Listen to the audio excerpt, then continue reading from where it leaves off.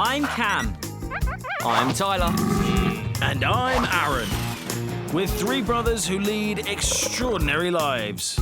Because we live and work in our family zoo. Caring for endangered animals along with a team of keepers. And helping wildlife conservation projects around the world. This is our amazing story.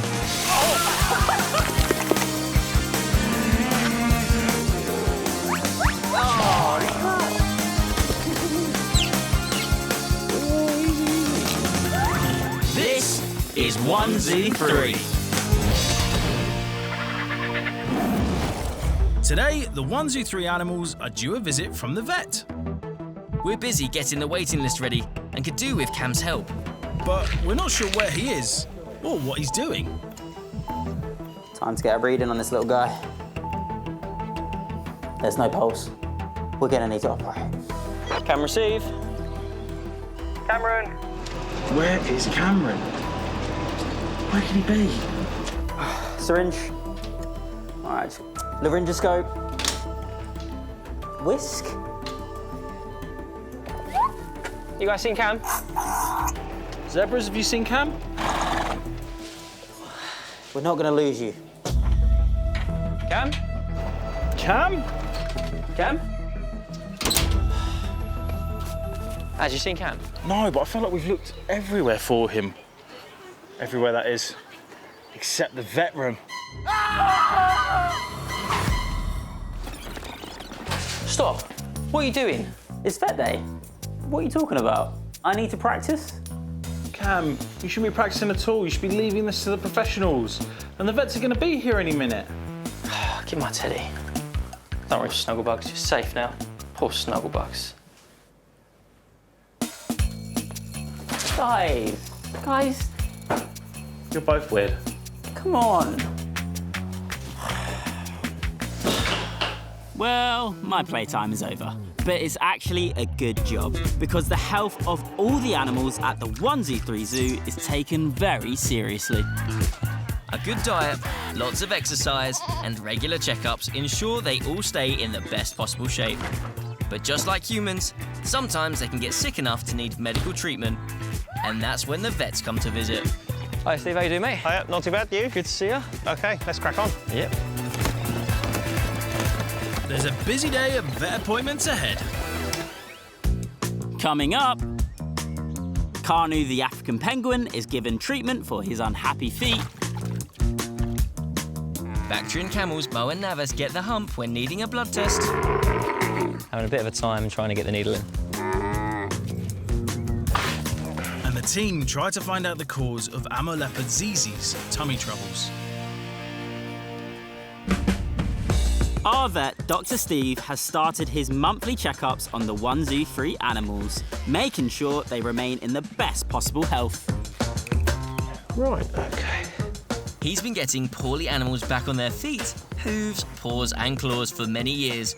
But some of them aren't always the easiest of patients. We're just trying to draw some blood from the camels just to check for any diseases. But having a bit of a time trying to get the needle in.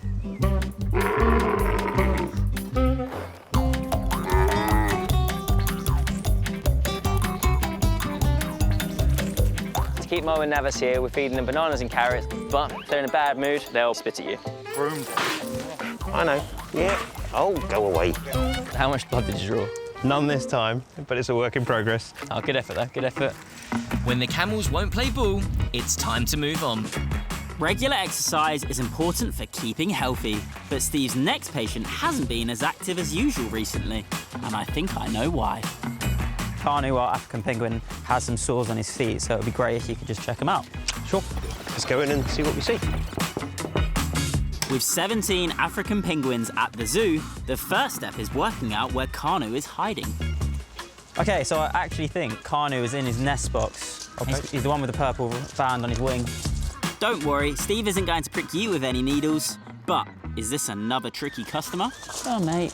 Kanu, I need to see you walk, fella. That's not much walking, is it?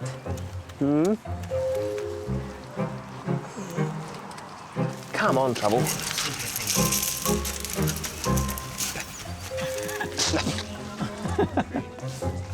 Kanu's gone from one nest box straight into another nest box. Talk about having fast feet. A penguin's feet are really important. It's actually their webbed feet that act like a motor that propels them through water. So that means African penguins here like Kanu can reach speeds of up to 20 kilometres an hour in the water when on the hunt. So when those feet are sore, it can be a real hindrance.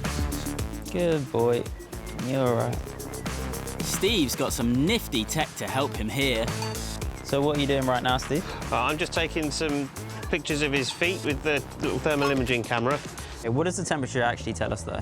So what we're looking for is if there was any swelling, and swelling is hot, we'd get little patches on the feet, or the whole foot might be like an orange or a yellow colour. This is his left foot there. It's all kind of dark blue, and if we look at his right one, again, it's very dark, it's blue, so we can see that his feet haven't got any hot spots. He hasn't got any swelling, and they look like normal penguin feet should look. And you can do this all just through your phone? Yeah, that's just on the phone, yeah. Technology. So what would you recommend our next steps be? Daily foot baths and then some cream on his toes, and hopefully that should Get him on his way. We're looking good.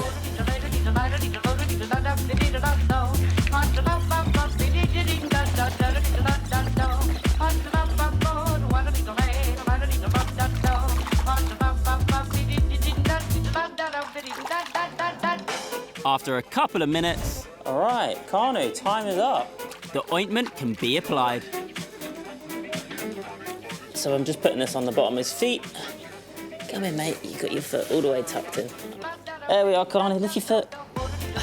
All good. All right, all complete. Time to go back to the colony. There we are. Little hop. Good job. They always make me laugh. And they do say laughter is the best medicine.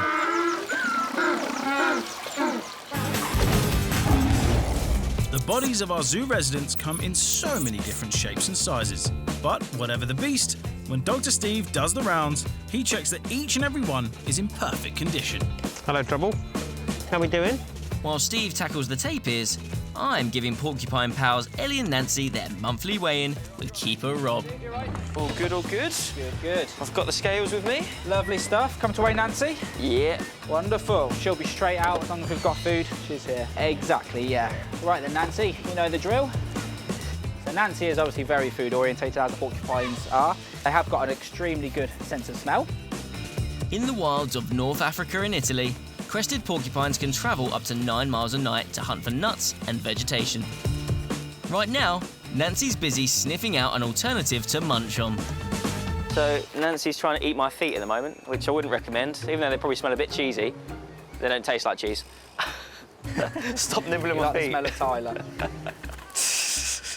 You're a shocker, mate. And when my feet are off the menu, No, you can't eat that one. Try and chew the scales now. try standing on them, not eating them. There she goes. This is absolutely perfect. You can see she's got all 4 feet on the scales now. We've got a very accurate reading here of 19.2 kilograms. Ah, great job, Nancy. Good job, Nancy. Good healthy weight. Some good news to pass on to Vet Steve, who's on his way over. But I need to ask his advice on how to get a reading for Ellie, who's too timid to even come out of his den. Ellie actually arrived here a few months ago, but he's struggling to settle in a little bit, so we're not able to weigh him. I think he needs an injection of confidence. I'll leave that one up to you, and I'll catch up with you later. OK, no worries. We'll come back to you, Ellie.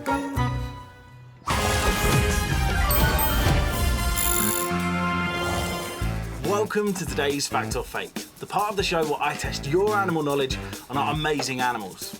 And today, I'm with our Bactrian monitors, Maluku and Anu.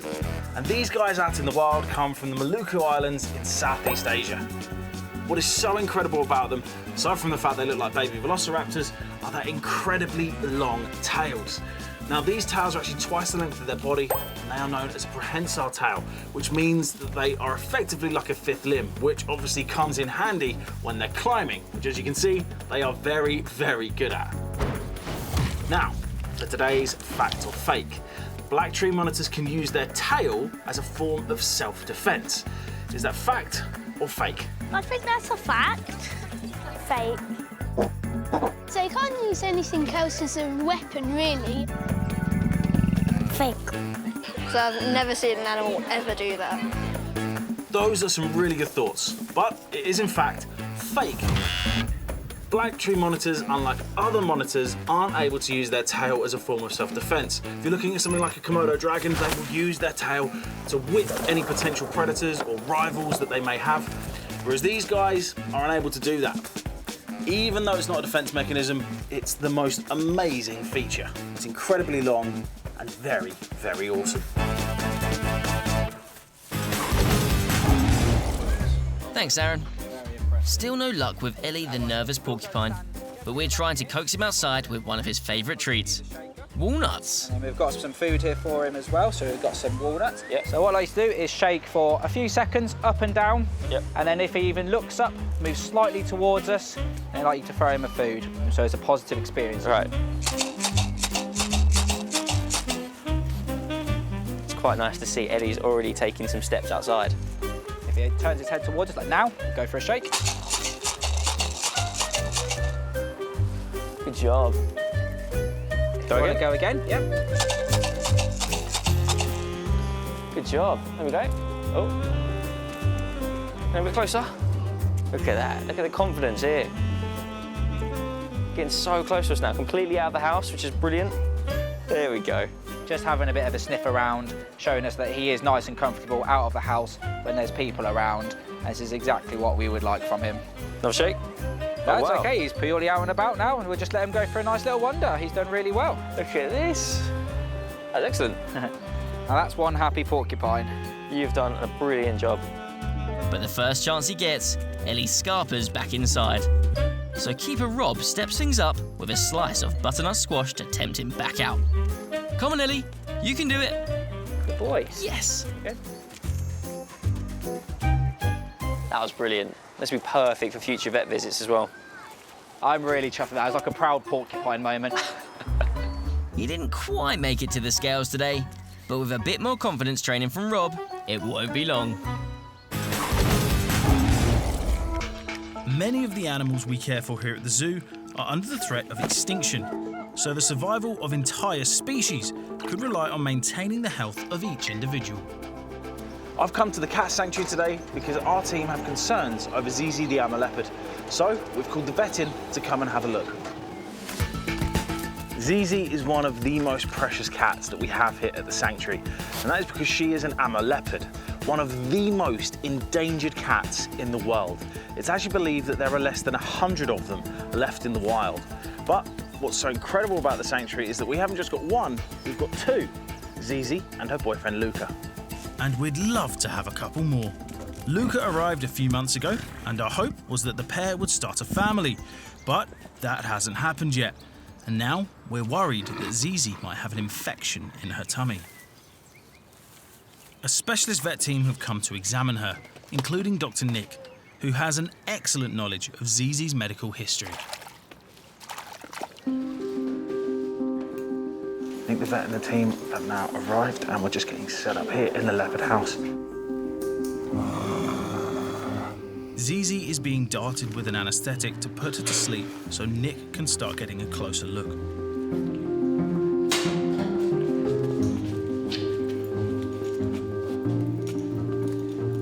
While Xizi catnaps, medical equipment is put in place to keep her comfortable. Dr. Nick can now take a sample of her blood. So in my hand right now, I've got some of Xizi's blood, which we're going to be sending off for medical research. But the reason I'm just moving my hand like this is to stop it from thickening to a point where we can't use it, which is also known as clotting.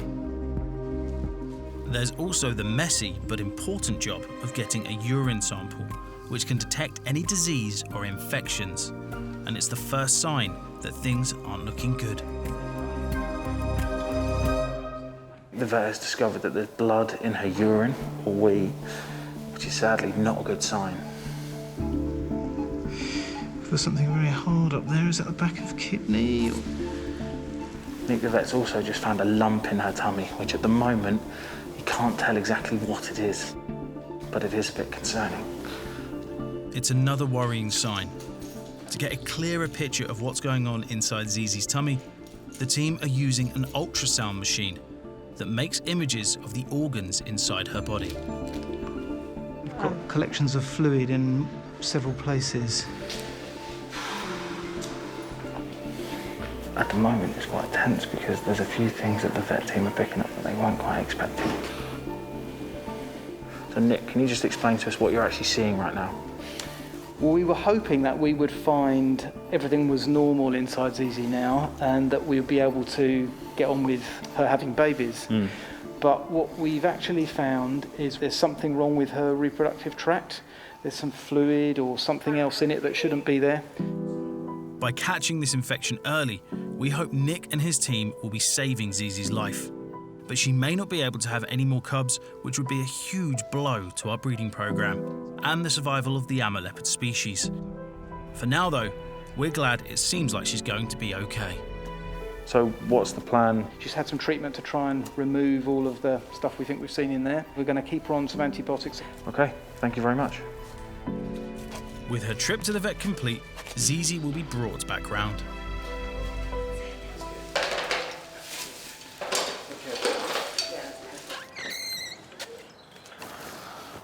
That was intense. Now Xizi's waking up and she just seems to be responding well, but there have been a lot of complications with her this afternoon. Obviously we'll put her health first, and once we've got the test results back, then we can evaluate how to care for her moving forward. We're not just involved in the healthcare of the animals living at our own zoo. We also support conservation projects around the world. Hi, Mum. We're in India. Nagpur in central India, to be precise, where we've come to visit an emergency wildlife hospital that saves the lives of hundreds of animals every year. It's amazing the amount of work this team do. It's 24/7. And there's another poorly leopard. This is a beautiful Indian leopard, which sadly at the moment is in quite a bad way. She's actually paralysed. Thanks to the amazing work the team here do, they are hoping that she will, over the course of the next 6 months, begin to start walking again. We're just keeping our fingers crossed. As we are for Xizi. This busy vet team are also treating more and more animals made unwell from the effects of rising temperatures. So behind me, the team are looking after this dehydrated peacock. At almost 50 degrees, this has been India's hottest summer on record. It's seriously extreme here. Shows the impact that climate change is having on the animals here in India. The people in there are so inspiring. I mean, faith in humanity restored completely. The work they do, it just fills me with so much joy. I absolutely love it. See ya. That was incredible. Bye. Our busy 1-2-3 vet day is coming to an end. From the top of Boat, the Burmese python's head. I know, Boat, I know. To the tips of Twig, the meerkat's talons. Yeah, we don't want to make them too short. Dr. Steve has been making sure that all our animals are in the best possible health. There's one patient left to be seen. Dodge, the black and white ruffed lemur. Recently, she's not been as bright-eyed and bushy-tailed as usual, and has also been off her food. So we're going to give her a once-over, kind of like an MOT in a way, check her teeth as well, and just make sure she's in a good condition. So Kim and Steve are just putting Dodge under anaesthetic, and once she's under, we'll get to work. All right, let's come back and have a look at these teeth. You need to pop her off the mask for a second. Dodge is an older girl, so she does have some problems with her teeth. That happens with age. But we'll just check and see if we need to do anything further to them. It's apparent she needs dental work. Not surprising after 13 years of munching. She's lost her upper left canine, and then she's got this one with quite a large hole in it. So one of Dodge's teeth is actually decaying, so Steve is just trying to gently remove that tooth. The tooth being taken out is one of Dodge's 12 molars, used for grinding up food, and the decay in it could be down to what she used to eat. When Dodge was younger, her diet was primarily fruit. However, research has actually shown that a better diet for them is vegetables. So we actually changed her diet for the better. Fruit can contain lots of natural sugar, and so food with more fibre in could be much healthier for them. So now, obviously, with the vegetables that they have, it ranges from sweet potato, butternut squash, and her favourite, which is actually celery. Yum! After all of Dr. Steve's dentistry, Dodge will be hoping for a visit from the Tooth Fairy. So this is Dodge's tooth right here. You can see where it's decaying in the middle. This shouldn't actually cause any problems to her eating habits, and she'll be able to go back and eat her favourite foods still. Back munching and crunching on healthy veg, just like the rest of her troop.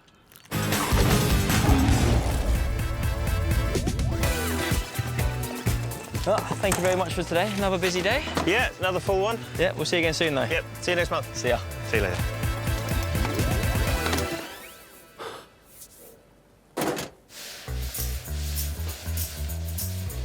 You missed a bit. You missed a bit? Boys, stop bickering. Come on, we've got loads of cleaning to do after such a busy vet visit. But on a positive note, at least Xizi had her ultrasound and now she's recovering. Yeah, true, and it's great to see Elliot's confidence starting to build as well. And Kanu's left foot is looking way better. The vets did a great job. I reckon I could actually be a vet after all the work I did on a snugglebug. Guys, where's my teddy? About that. I promise I tried to fix him. Snugglebugs! I think I'll leave this here. Bye, Snugglebug. Tyler to Mum. Is the vet still here? I think we've got one last patient.